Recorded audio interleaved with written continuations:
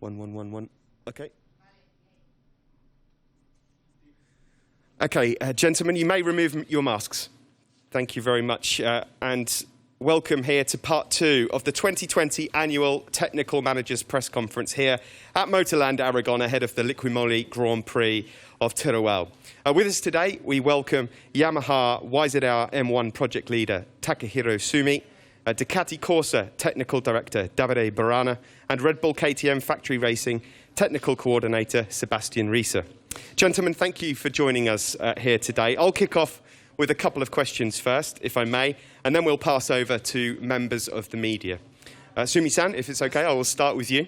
Let's begin talking about Yamaha. It's been a challenging year for all manufacturers for obvious reasons, and despite some early season engine concerns, it seems Yamaha have made steps forward with the 2020 Yamaha YZR M1 in terms of development. How satisfied are you with the performance levels of this year's motorcycle?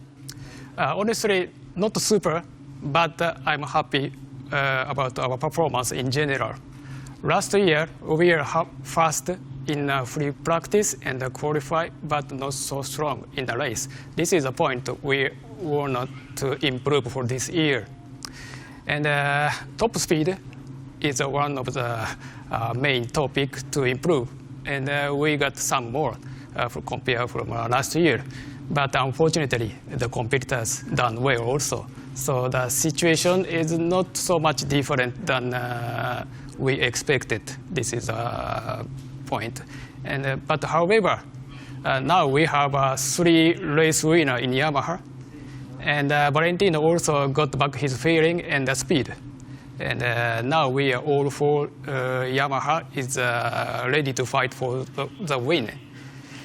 So as a total package, we have confidence we are in the right direction, but still a lot of work to do to be on the target point.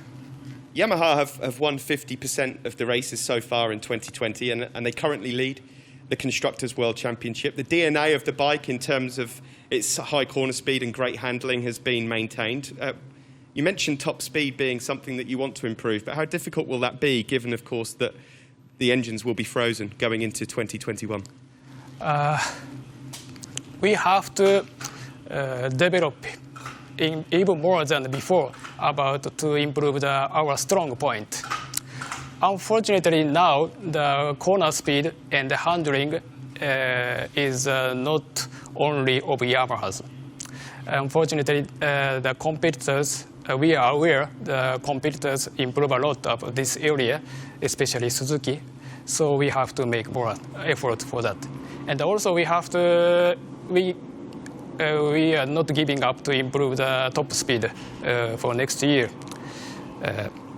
Of course, even in the engine is frozen for next year, but engine is one of the elements. So, but we can find another way to improve for next year. Sumi-san, thank you very much indeed. We now focus our attention on Ducati. Thanks for joining us, Davide Barana. Ducati are currently second overall in the Constructors' World Championship, and as of today, Andrea Dovizioso sits 15 points behind in the Riders' Championship as well. Speaking specifically from a technical perspective, though, what are your thoughts on the development of the 2020 Desmo Serici? Well, our development is, we are quite happy with the development we did, of course, starting from the half of last year, and as usual, and we did a very good step in horsepower in our engine, in spite we are already a very in good situation about engine power. We were able to shrink something more from the engine again. It is very good. Also, we worked not only on the maximum power, but also in the drivability. We revised our torque shaping management.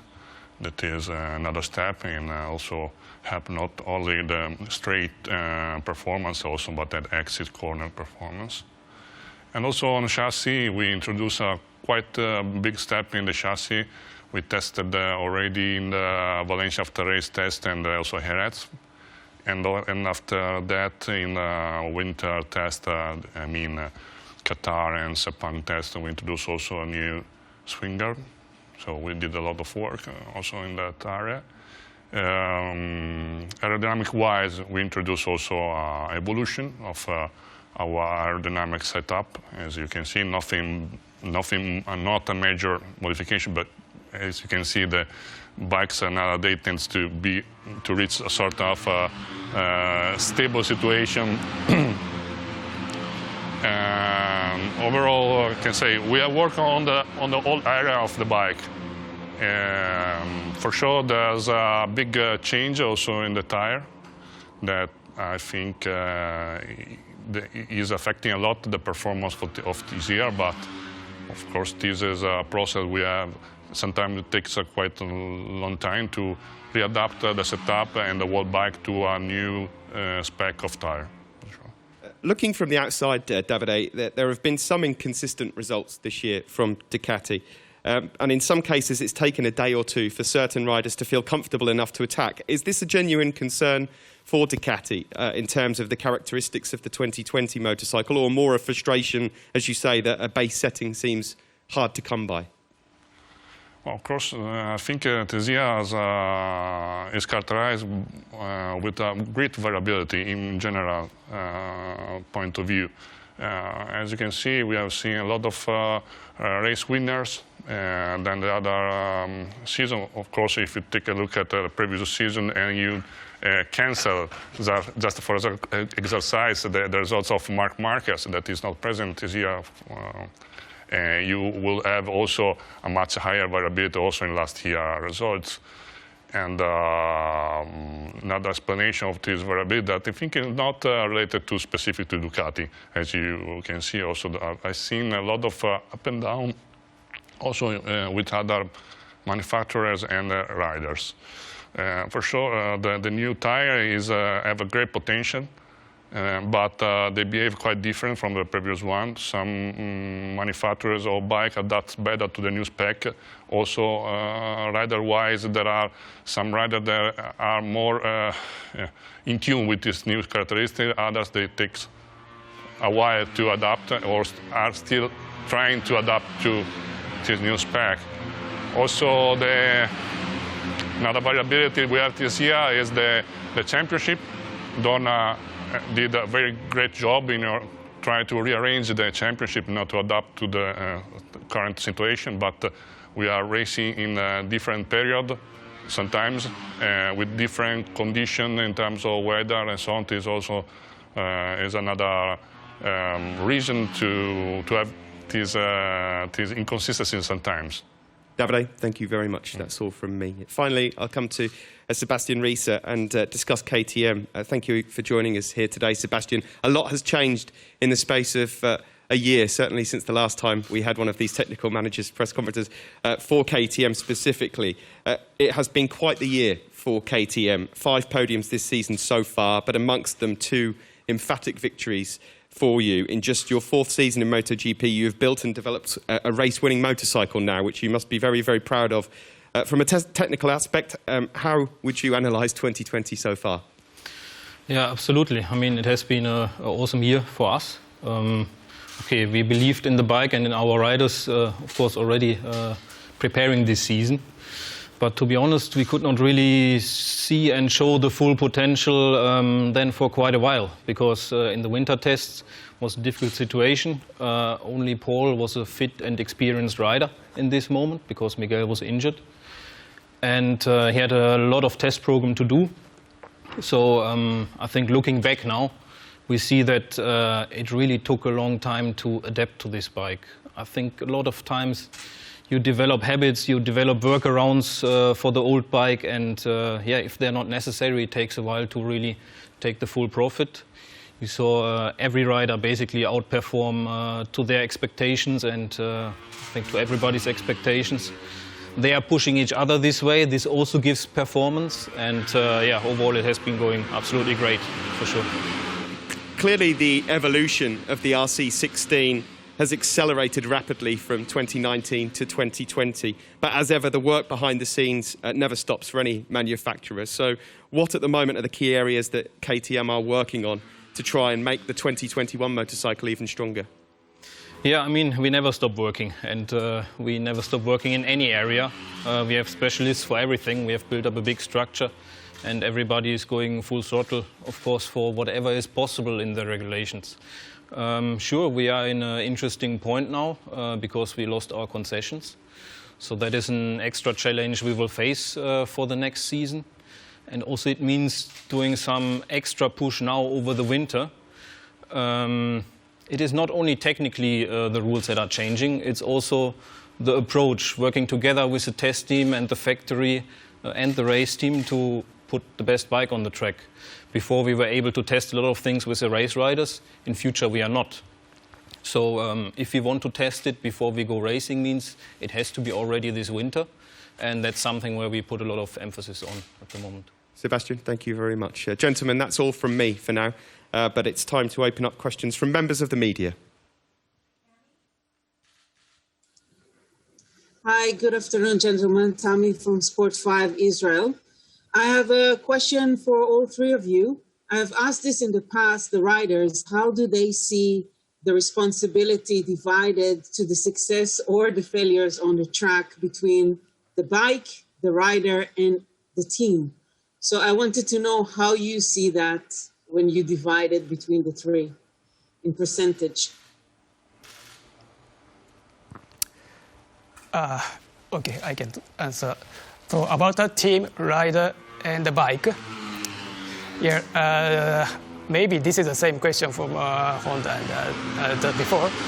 We are the same balance basically, but now Yamaha is bike should be more close to the rider. The important things for Yamaha is engagement of the riding and the bike setting. So the only one is something good, but we cannot get achievement. So we are always hear the rider and take engagement of the bike and the rider, and the team just support to the balance.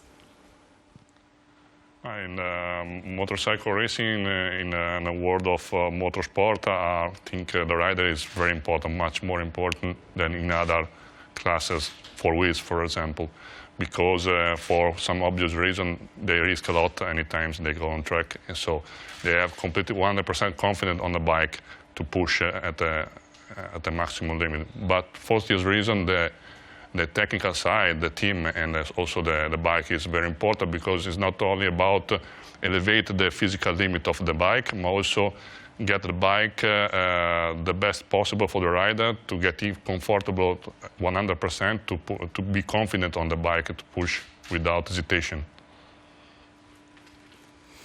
Yeah, I mean, for KTM, of course, there's a lot of engineering involved, and you always try to get to the limits of physics.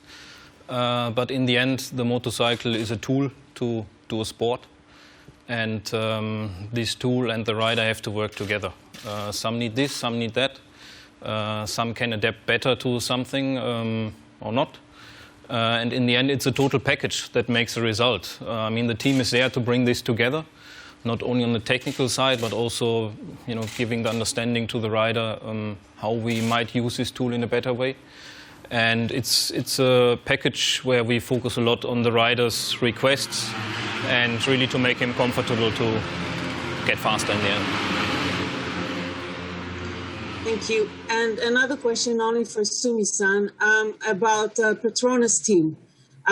We saw, for example, in the Formula One, how Petronas, the company, is part of the development of their engines to maintain their engines. And I wanted to know, how is that working in MotoGP? Are you also teaming up with Petronas? Because we heard that they're developing things specifically for your bikes. Can you tell us a little bit how that works and if that helps you take the next step with the Yamaha?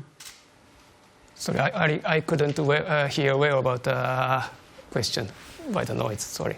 Let me try again. Yeah. We saw that in Formula One, the Petronas, the company, the sponsor of your satellite team, are really developing specific things for the engines, for the Mercedes, to perform better on the track.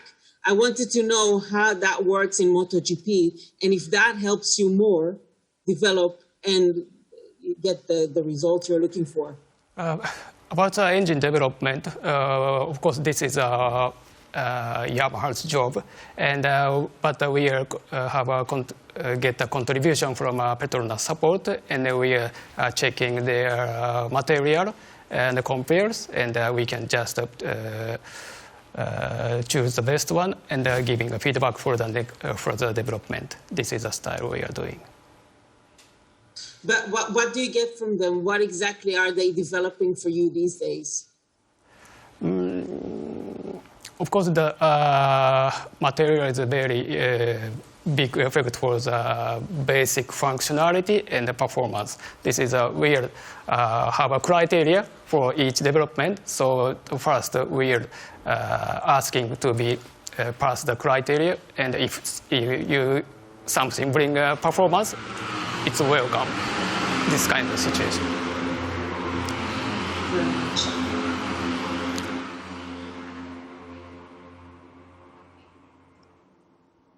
Okay, good afternoon, gentlemen. I'm Taufik from TMC Blog and Trans7 TV Indonesia.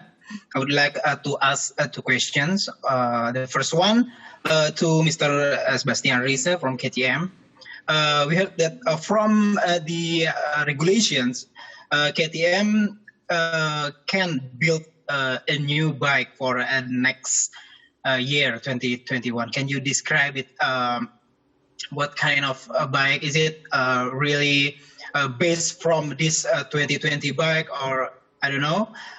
Can you explain that? And for Mr. Takehiro Sumi-san, I would like to ask about the conditions of Fabio Quartararo's engine, especially because when I see at the engine specific engine allocations lists that Dorna give to us, the journalists, we saw that he didn't even try the engine that he used at the back-to-back in Jerez, the first and the second round. Thank you. Okay. Yes, I mean, it is true from the regulations, and we also asked for extra confirmation for that. We are able to do something for next year because we make this change from concession to non-concession team. I cannot tell you at the moment how the final bike will look because we are still working on it. Dani has a very full test program.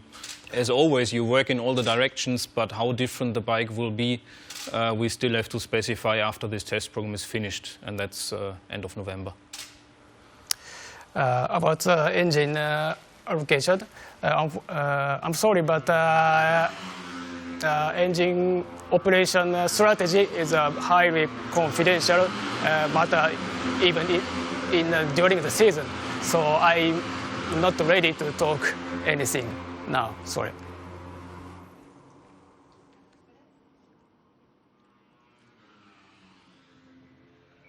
Yes, a question for Sebastian. You said about the plan of the third rider of Dani, really important in the last year to perform good. But I don't know if there's a renovation, if you will renew Dani Pedrosa, which is the situation, which is the plans for Dani for the next year. Thank you. Sorry, I cannot comment on this. This is up to our management and not the technical area. Okay, I will try in another way. What would you like to improve for next season, taking into account the feedback of Dani in what he helped you more this year? Okay, I mean, Dani is a very complete rider. He can help us in any area, and he's of course focusing always on what he thinks is a weak point of the bike. And we focus together with him on developing on those weak points. Sure, it is a tricky situation because just from his body size, he's also quite special.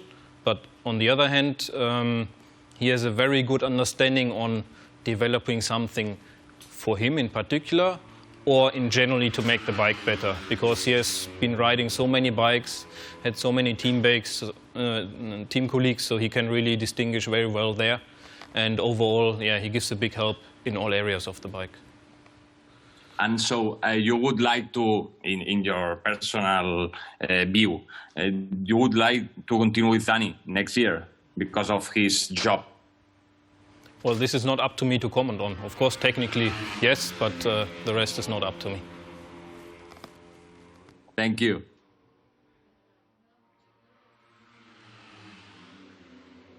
Hi, Lewis Duncan from Autosport. I have two questions. I have a question for Davide first.